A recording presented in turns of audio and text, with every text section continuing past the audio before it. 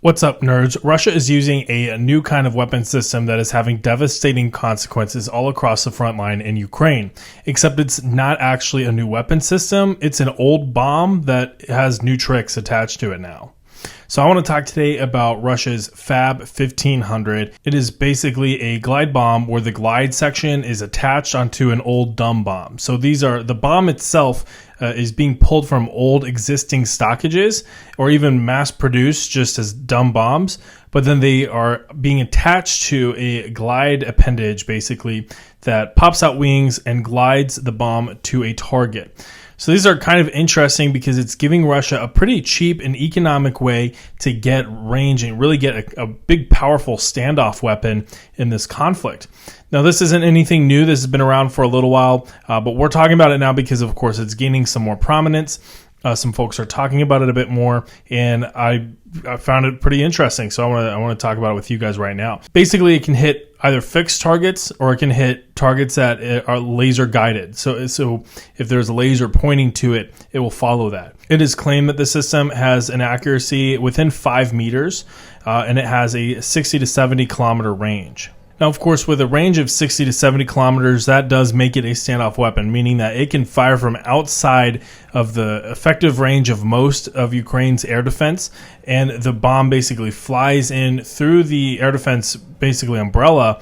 But because it's so small, it makes it kind of an economic nightmare where, Ukraine is having to waste very important and very expensive air defense munitions on what is a pretty cheap munition on the Russian side. This basically allows Russian jets to run up to the line of contact, drop their bomb, turn around, and then that bomb can fly a lot further deep into Ukrainian territory. And because this kind of takes us to the size of the munition, we're talking about the FAB-1500. FAB being kind of the name designation for the glide mechanism, if you want to call that.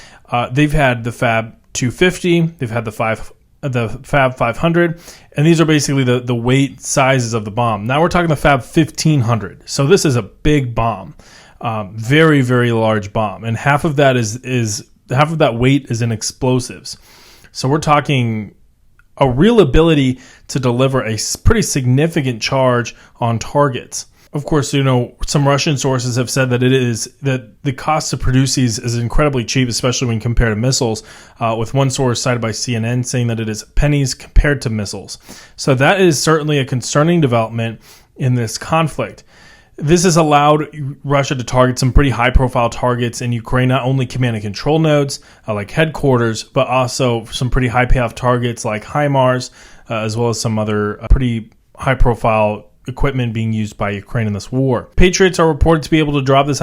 Their range can exceed the glide range of these bombs, but at the same time, Ukraine's having a bit of a challenge right now where they don't have a whole lot of munitions left over for Patriot missiles, and they have to really choose when they're going to use Patriot and where they're going to use it.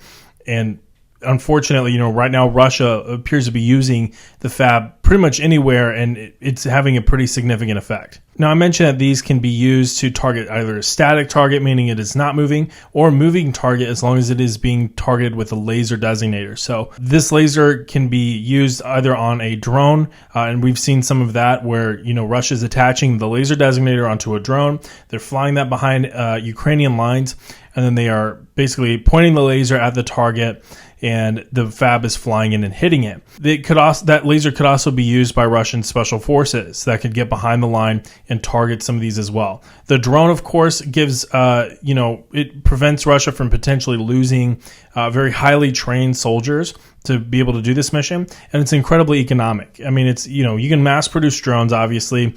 We've seen them all over this front line. We've seen them all over this conflict. And being able to send drones in and just, designate a target for a bomb, that's a perfect application for drones. So we're really seeing a lot of that right now in this conflict. Of course, right now, Ukraine is really rushing to try to create stronger defensive lines to stabilize the line and prevent any kind of a Russian breakthrough. Certainly, there's the anticipation of a pretty large-scale Russian offensive sometime this year. And so following the fall of Avdiivka, Ukraine's trying to stabilize the line, create strong defenses, and really dig in and just prepare to endure this attack. But these FABs are making it incredibly difficult to do that because the FABs are, again, they're targeting headquarters. They're targeting logistics points. They're targeting artillery and air defense systems. This is becoming a serious problem, especially with the development of these defensive lines. Now, I've said that it can be a challenge to target the FAB itself. Now, there are other ways to defend against this platform. Obviously, you can target the plane that drops the FAB. The Patriot missile can definitely target the plane. The range exceeds that of the FAB. So, you can do that, but at the same time, Ukraine doesn't have a lot of munitions, like I said, for the Patriot. So until some more aid is passed and Ukraine's able to replenish their stockage of Patriot missiles, that's going to be a real challenge. Or, if they're able to get some other kind of long-range air defense platform. Now, it's not just the air defense platform that they need to target the plane. They're going to have something else to target the FAB once it's been launched and to target the drone that might be spotting for it. However, targeting the drone is really just a symptom of a bigger issue all the way across the front line where targeting these kinds of drones can be incredibly challenging. That being said, these capabilities do exist. The United States has a capability called the CRAM. I kind of mentioned the CWIS before when talking about the Houthis. It's very similar. It's basically the same thing, but on land. It's basically like a Gatling gun that has an onboard computer and a radar that tracks incoming threats like missiles. So, for instance, this would be rockets, artillery, and missiles that it's able to track in the sky, and it shoots down and intercepts basically with bullets, a wall of bullets.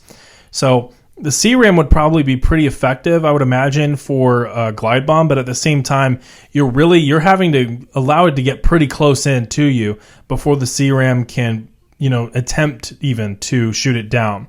And with a 1500, that is a very large explosive. So you're not necessarily going to not take some sort of damage from that kind of an explosion at that close of range, but at the same time, that's better than getting hit by it altogether. And of course, CRAM doesn't only have to shoot down the glide bomb, it can also shoot down the drone as well. You also have electronic warfare, which can jam the drone. I'm not quite sure if EW would be super effective in disrupting the glide bomb, since it's really going to a set of coordinates. I don't know how much data linkage it needs from any other kind of platform, unless of course we're talking about it being laser guided. So EW would really help with laser guided attacks. But of course, then you also got Patriot missiles to shoot down the plane that is dropping the thing before it even drops it, hopefully. But the problem is either Ukraine doesn't have any of these or they don't have them in sufficient quantity. So for example, with CRAM that I know of, Ukraine doesn't have any CRAM. So that capability, while it would be incredibly capable with handling this kind of a threat, they just don't have it. Electronic warfare and Patriot missile systems, they have it. They just don't necessarily have it in the quality or the sophistication that they really need right now, or the quantity if we're talking about munitions for the Patriot missile system. Of course, Ukraine's set to receive F-16 sometime in the very near future this year. They may not actually be the real solution here because, yes, they can target Russian aircraft, but they're just as vulnerable to air defense as any other aircraft platform that they have already. What Ukraine really needs is something to shoot down Russian aircraft at a long range, preferably before they drop the FAB. So with all that being said, U.S. support is really an open question right now. There's the Ukraine aid bill that, there's still a lot going on in Congress with regards to that. There's talks of that bill being stripped off and basically the Ukraine aid becoming its own little package. But in the medium to long term, Europe's going to have to step up with Ukrainian aid. And they have their own air defense platforms that perhaps they could provide that could help with this. But Ukraine needs a solution in the near term. We're talking about medium to long term, and long term could even be with, we're talking about artillery, ammunition production, and the stirring of the defense industrial bases of the United States and Europe. That's a long-term fix. But at the same time, Ukraine needs short-term solutions. And there are not a lot of short-term solutions, unfortunately, for Ukraine with the FAB-1500. So is it going to change the war altogether and cause a massive breakthrough? I don't necessarily think so. But at the same time, this is a very dangerous platform that Russia appears to be producing in massive quantities that allows their air force to get re-engaged to this conflict. We've talked about how Ukraine has claimed a lot of shoot-downs of Ukrainian aircraft. We've claimed how they have actually shot down a lot of aircraft in the past. And really, the Russian Air Force, the VKS, has been largely sidelined and large chunks of this conflict, it's become a ground war. However, the FAB allows Russian aircraft to get re-engaged. They can just go up, drop some glide bombs at standoff range, and go back and land. And that gives Russia a whole other dimension to this war that they can pursue. We're not only talking about artillery ammunition right now with Ukraine, where they're getting vastly overmatched by Russia. We're talking about glide bombs and how the Russian Air Force is back involved. So that is a huge issue right now for Ukraine that has to be addressed sometime in the near term. And of course, what we haven't even talked about yet is how Ukraine's in a bit of a pickle with air defense. They're having to pick where they defend and when they defend that area. They're having to choose between, civilian population centers, important military sites, important government sites, and parts of the front line may be unprotected. And so air defense is becoming an increasingly important issue for Ukraine that has to be addressed. It's not just about artillery. It also has to be other types of munitions like Patriot air defense, other types of air defense platforms, systems that not only can shoot down fighter jets, but systems that can more affordably, like cheaply, shoot down glide bombs and other kinds of incoming standoff munitions. Not necessarily shooting an expensive Patriot missile at a glide bomb, but using something like, bullets or, smaller type of missile that's much cheaper and easier to mass produce and receive that can shoot those kinds of targets down. And that's not just a requirement on Ukraine to somehow create a system on their own, which is going to be incredibly challenging. That's a requirement on the United States and the European Union to either develop the platform if they don't already have it, which they probably do, but, with them having it, mass producing it and getting some of that to Ukraine. It'll have to happen eventually. But with all of that, I want to hear your thoughts. So drop a comment on what you think about the FAB, how you think it's going to shape this conflict moving forward, and whether you think that the Russian Air Force will be able to really take a resurgence and get involved in this conflict, which they've had troubles with in the past. And what solutions do you think that Ukraine could really use to resolve this kind of issue, or at least to meet the challenge? So I'm really interested to hear your thoughts on that. Leave a like if you found this video helpful or informative, and I will see you all next time.